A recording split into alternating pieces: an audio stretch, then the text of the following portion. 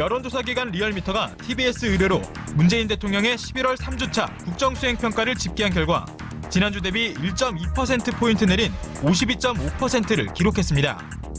문 대통령 취임 후 최저치로 경제와 민생 악화에 대한 불안 심리가 가라앉지 않는 상황에서 이재명 경기지사의 아내 김혜경 씨가 연루된 의혹을 받고 있는 해경궁 김 씨 사건이 확산되며 민심 전반에 악영향을 미친 데 따른 것으로 풀이됩니다.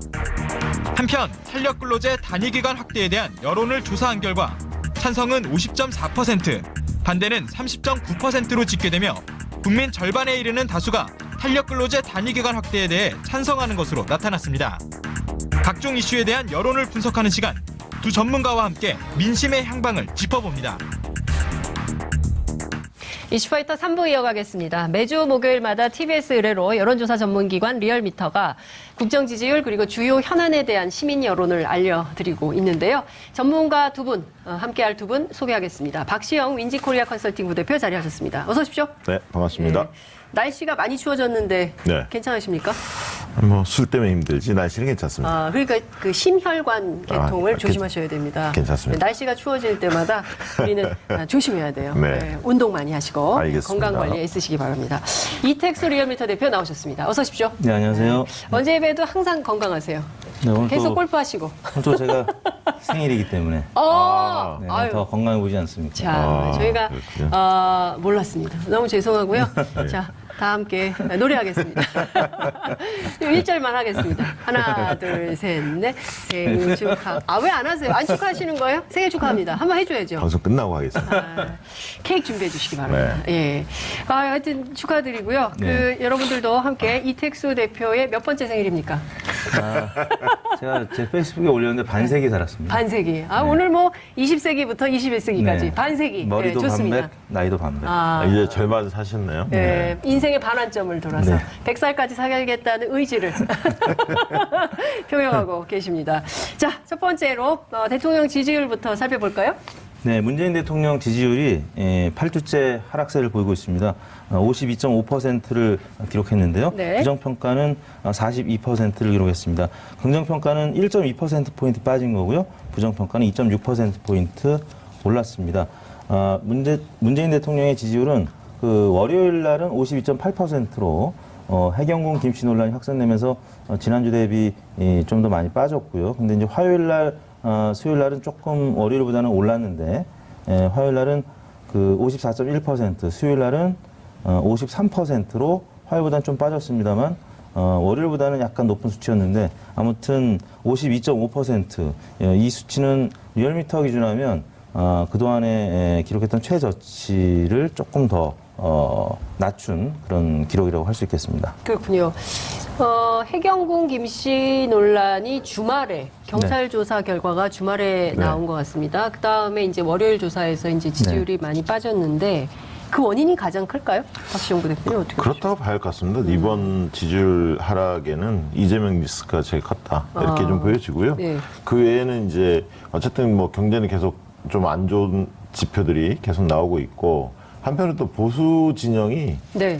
유튜브나 이런 등등을 통해서 총 공세를 하고 있고 내인덕 논쟁들도 막 벌이고 그러게요. 있고요. 예. 좀 시기상조인데요, 사실은. 그래서 이제 전체적으로 보면 집권 여당의 호재가 그렇게 많지 않았고요. 네.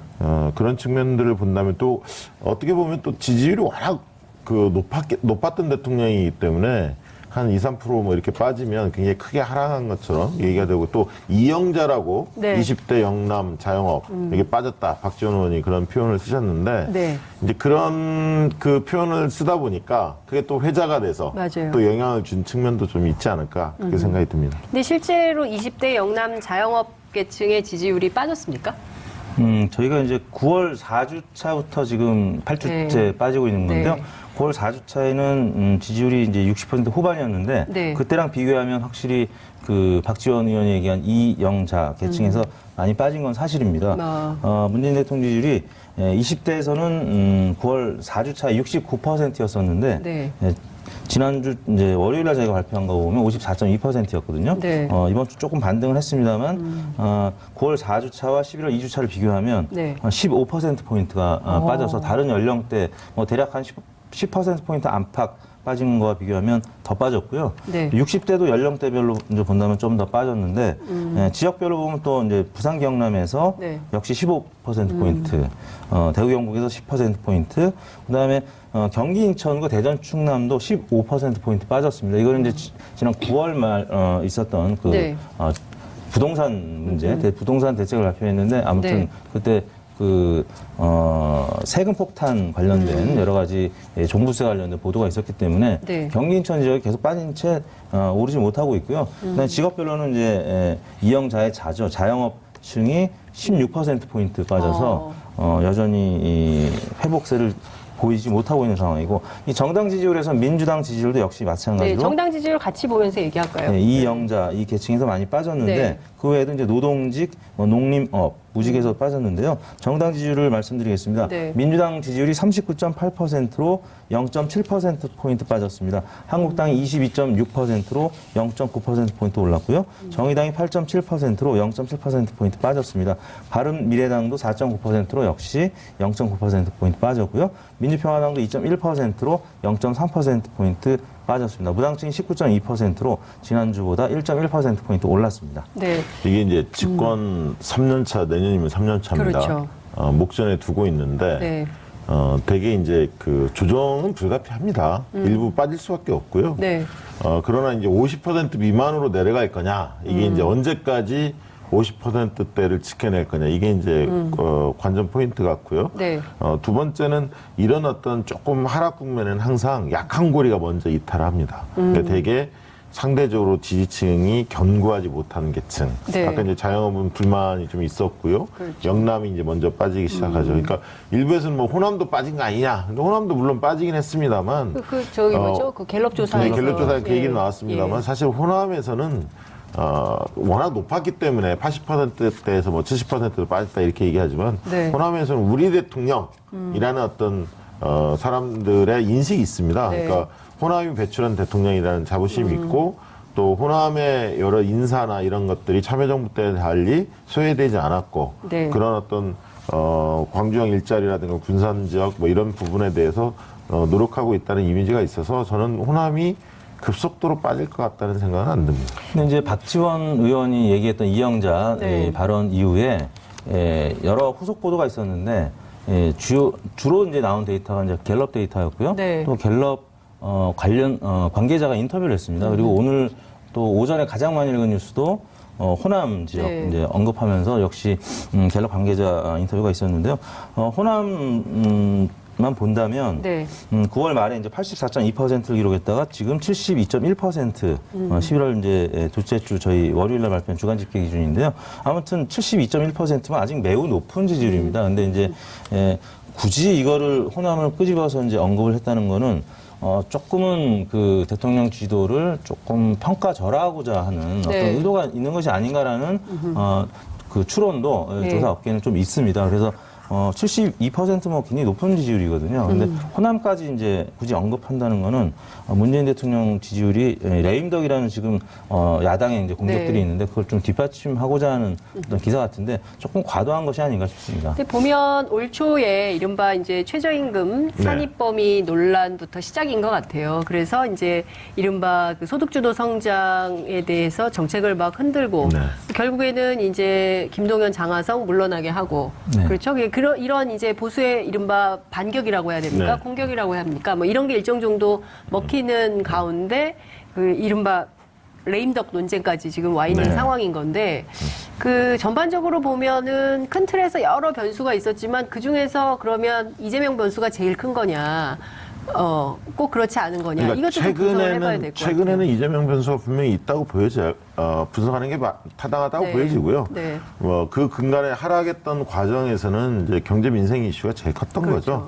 거죠. 어쨌든 지금 당장 먹고 살기 힘들다. 네. 그리고 미래에도 내년에도 경제 전망이 그닥 좋은 것 그닥 같지 않다. 좋은 것 같지 않다.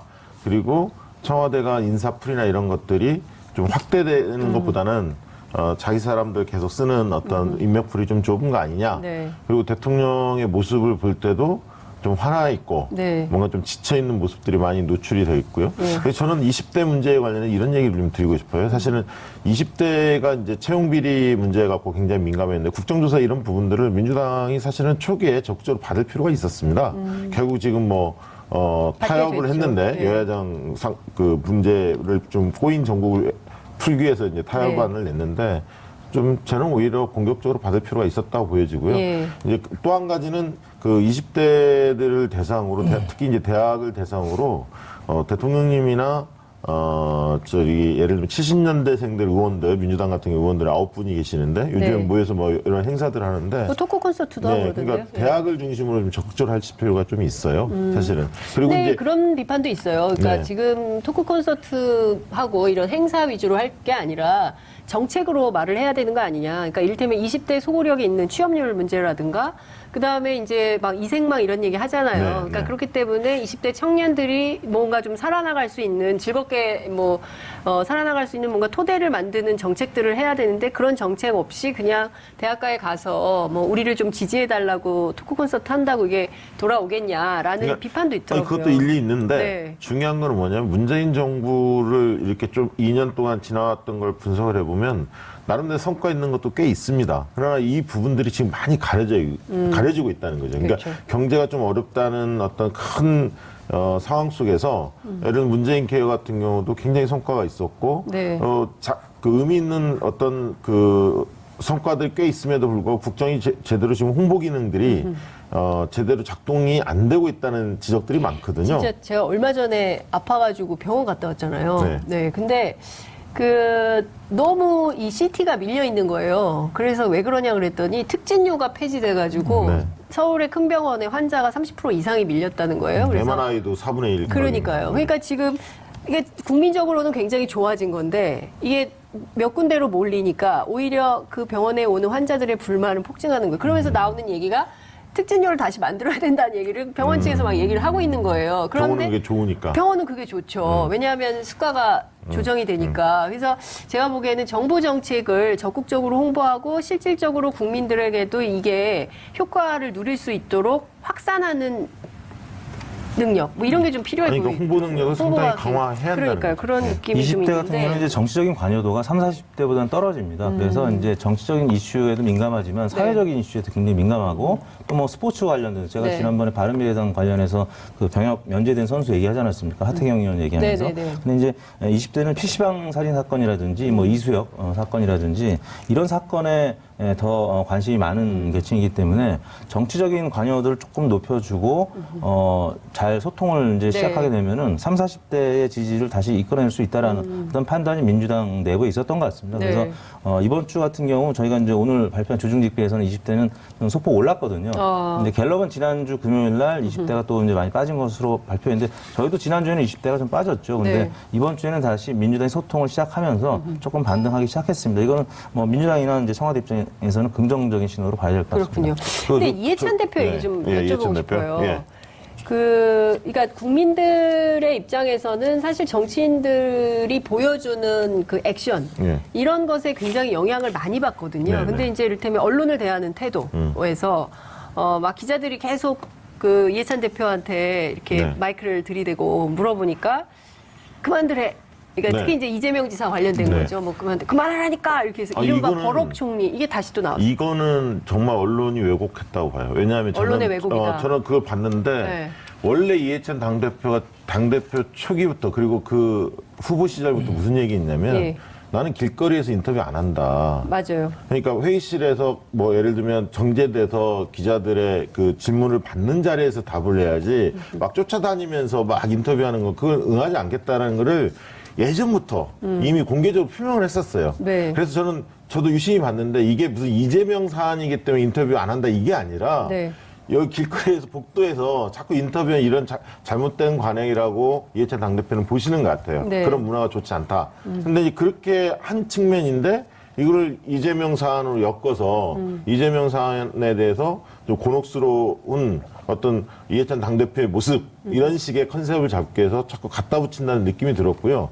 다만 이제 이재명 지사에 대해서 이해찬 당대표가 왜 언급을 안 하냐 이 문제에 대해서는 제가 볼 때는 어떤 형태든 간에 언급을 하는 순간 오히려 득보다 실이 더 크다, 더 잡음이 커진다라고 정무적으로 판단하시는 것 같아요. 그래서 법원 판단, 홍익표 원내 그 대변인인가요? 원내 대변인인가? 홍익표 대변인. 네. 대변인이 그런 얘기 했잖아요. 사법적 판단을 받은 다음에 네. 입장을 결정하겠다. 그리고 그 말 속에는 김경수 지사의 지금 또 재판 과정도 있고 여러 가지가 지금 맞물려 있기 때문에 또 당사자인 이재명 지사가 부인을 하고 있기 때문에 이게 좀 명확하게 CCBB가 가려진 다음에 입장을 내는 게 좋다. 이렇게 정무적으로 판단하고 섣불리 개인들 의원 개개인이 이 문제에 대해서 언급을 가급적 자제해달라. 이게 지금 민주당 내 분위기인 것 같습니다.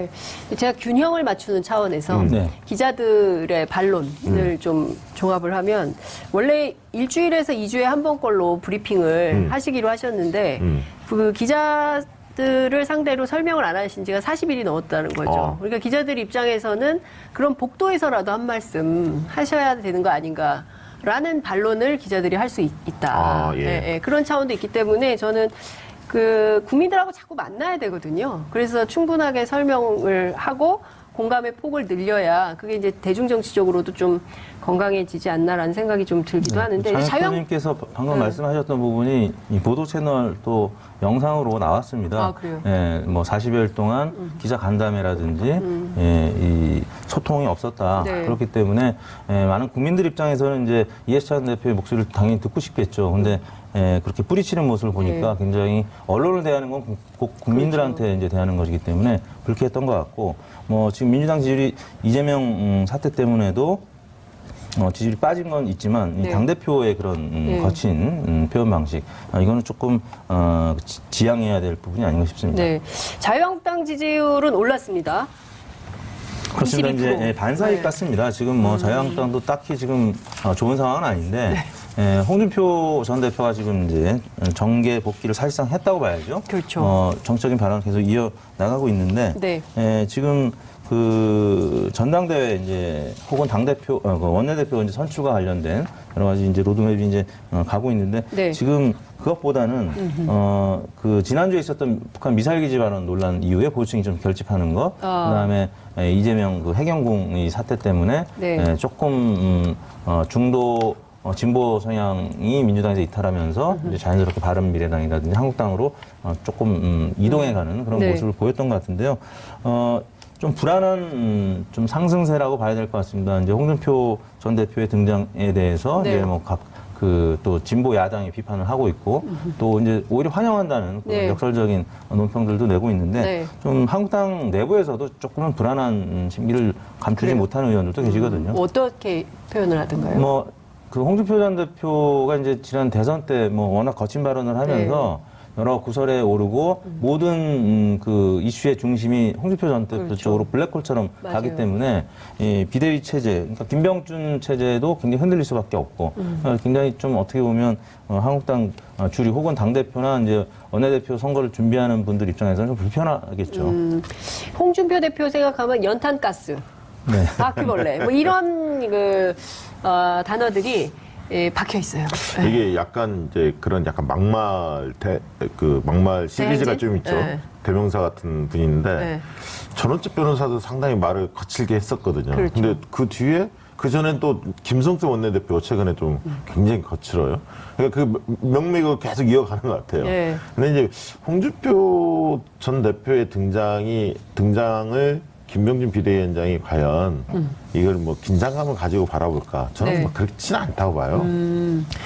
실질적으로 국민들이 볼 때 이미 귀국한 다음에 정치 복귀했다고 생각하고 있었을 겁니다. 그렇죠. 무슨 선언까지 할 필요 없이 메시지를 계속 내셨잖아요. 그래서 맞아요. 뭘 가지고 회복 정치. 새삼스럽게 정치 복귀했다고 하지, 정기 복귀했다고 하지, 좀 의아하게 느낌이 좀 들더라고요. TV 홍카콜라 홍보하는 거 아닙니까? 약간 본인이 마케팅 차원에서. 마케팅. 그나마 이제 당대표, 그러니까 원톱이 아니기 때문에 네. 그 옆에서 지금 이제 어시스트하는 과정에서 이 공격을 하는 거는 네. 과거보다는 이제 네. 당대표 때나 아니면 대선 후보 때보다는 이제 파괴력은 크지 않죠. 그래서 이제 한국당 지지자들도 그래서 이제 환호하는 것 같고 네. 지금 이제 뭐 이현주 의원이라든지 독서를 퍼붓고 있는 또 네. 여러 이제 원외 이제 인사들이 있는데 아무튼 홍준표 전 대표가 거침없이 문재인 대통령이나 민주당을 향해서 독서를 날리는 것에 대해서 네. 환호하는 또 조금 극우 성향의 보수 성향 그 유권자들이 있거든요. 그 부분에 영향이 좀 있는 것 같아요. 저는 오늘 황당한 걸 네. 기사를 봤는데 네. 김성태 원내대표가 네.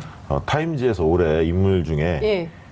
문재인 대통령과 뭐 트럼프, 김정은, 그다음 BTS, 뭐 이런 분들이 이제 거론이 된다는 예, 거예요. 예. 근데 뜬금없이 문재인 대통령이 물러나시라 네. BTS한테 양보한다 이렇게 주장을 하다가 내용을 읽어보면서 굉장히 황당했거든요. 예. 그래서 야 요즘에 막 비판할 게 따로 있지 뭐 택도 없는 얘기들을 너무 뜬금없이 하는구나라는 그러니까요. 느낌이 좀 들었고요. 가짜 뉴스도 너무 많고요. 예, 그리고 그렇습니다. 그런 보도에 근거해서 또 정치인들이 얘기를 했다가 또 네, 주워 담기도 주워 담고. 하고.